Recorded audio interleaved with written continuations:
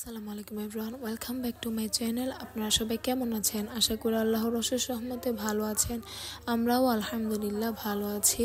রমজানের প্রিপারেশন তো আমরা অনেক দিন যাবতই নিচ্ছি, কিন্তু বিভিন্ন প্রবলেমের কারণে আমি ভিডিও তেমন একটা করতেও পারি না এবং আপলোডও দিতে পারি না। তো যাই হোক, যতটুকুনি পেরেছি আপনাদের সঙ্গে শেয়ার করতে চেষ্টা করছি।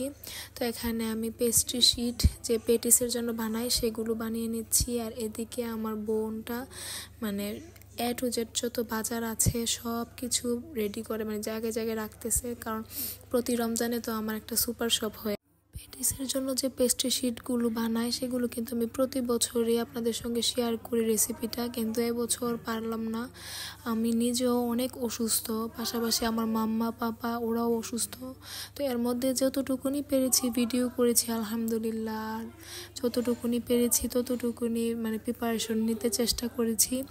পেস্ট্রি শিটগুলো আমি এখন ফ্রিজে রেখে দিব, রেখে দিয়ে তারপর কিছুক্ষণ পরে এটাকে কেটে নিব, তো সেটা দেখতে পাবেন আপনারা।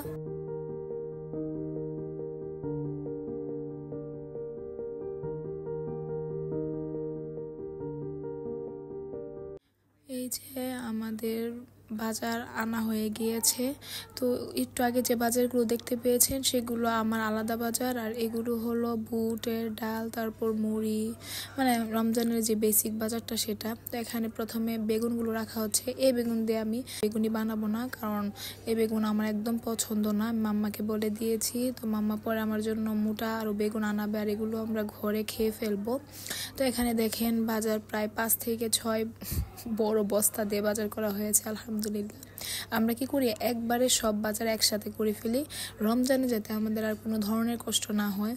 এবং ঈদের আগে আগে আবার একটা বাজার করা হয়, কারণ ঈদের সময় তো সবটা শেষ হয়ে যায়, ফুল মাস শেষ হওয়ার পরে তারপরে ঈদের সময় লাগে। তো এখানে দেখেন প্রায় 15 থেকে 20 কেজি পেঁয়াজ, রসুন, আদা, গুঁড়া দুধ দেখতে পাচ্ছেন, গুঁড়া দুধ কতগুলো আনা হয়েছে। এখানে প্রায় 300টা গুঁড়া দুধের প্যাকেট আনা হয়েছে, 10 টাকার যে প্যাকেটগুলো এগুলো, কারণ আমরা চা খাই যখন তখন এভাবে প্যাকেট করে আনলে ইজি হয় আমাদের মাপ। এখানে বুটগুলো বক্সে বক্সে রাখা হচ্ছে, তারপর বুটের ডালটাও রাখা হবে।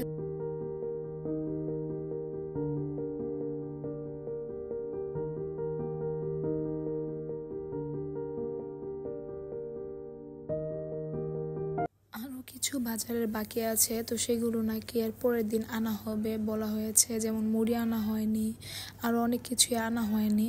তো এখন সব কিছু নিয়ে আমরা যে একটা রুমে সবসময় সুপার শপ বানিয়ে রাখি, তো সেই রুমটার মধ্যে সব কিছু রাখা হবে।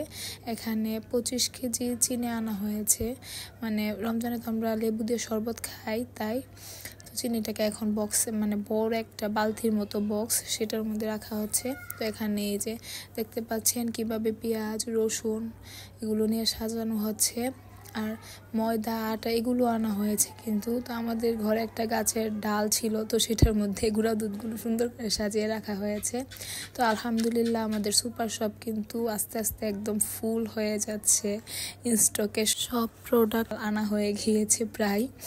তো যাক, আমি মজা করলাম আর কি। আর এখানে আমি ঘি বানিয়েছিলাম, আপনাদের সঙ্গে ভিডিওটা শেয়ার করা হয়নি, সরজমিয়ে ঘি বানিয়েছিলাম, তো সেটাও ইনশাল্লাহ শেয়ার করব। তো ঘিটাকে আমি এখন বয়ামে ভরে রেখে দিচ্ছি। ভিডিও আসলে উল্টাপাল্টা হয়ে গিয়েছে, যেহেতু অনেক দিনের ভিডিও প্লাস আমি এডিটও করতে পারি না, তাই একদমই সময় পাই না। এখানে দেখেন পেস্ট্রি শিটগুলোকে আমি এখন বেলে তারপর স্কোয়ার শেপ করে রেখে দিয়েছি।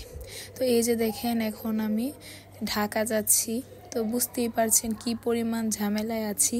তো আজকের মতো এই পর্যন্তই। আপনারা সবাই ভালো থাকেন, সুস্থ থাকেন। আল্লাহ হাফেজ, আসসালামু আলাইকুম।